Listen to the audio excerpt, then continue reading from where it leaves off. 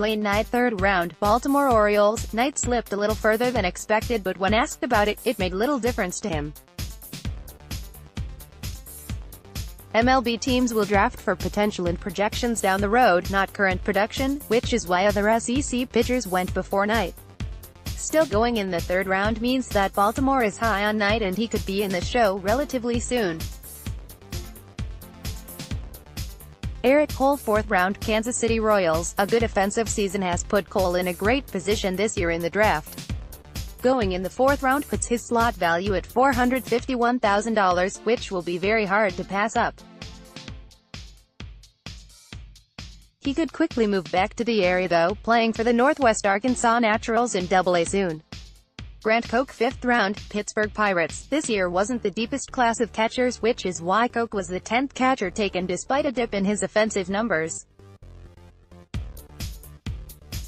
His defensive play is what put him up as one of the prospects in the country and why he was able to go so high. Jack Spiggers. Eighth round, Texas Rangers. Again, a team is taking a player due to his potential rather than this season's results. Texas looked at the defensive ability and last season's .331 average as reasons to take him.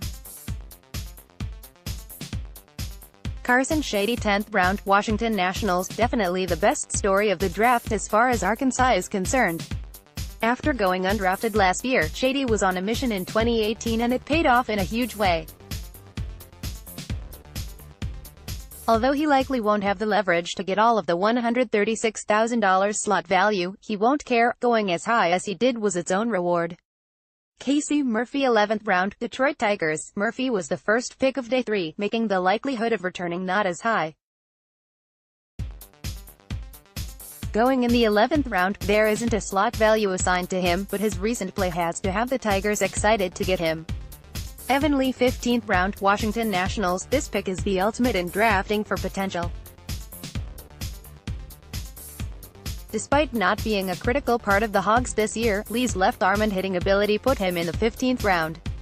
While the first 6 are almost certainly gone, Lee is the first pick that really could return, likely slotting in the DH position in 2019. Garrett Losick. 17th round, New York Yankees. All of the remaining picks could go either way at this point. Losick's emergence in the second half of the season was a huge part of him going in round 17. Jake Grindal. 17th round, Chicago Cubs. Grindal was taken in the spot directly after Losick, mostly coming out of the bullpen, but has shown the ability to go for long stretches, like his 7-inning appearance against Dallas Baptist to help clinch the regional title. That versatility will go a long way in the eyes of scouts. Isaiah Campbell. 24th round, Los Angeles Angels. Dave Van Horn said in his recent press conference that he expects Campbell to return unless the Angels give him a huge offer. With them taking high school prospects in the first 2 rounds, that offer is unlikely.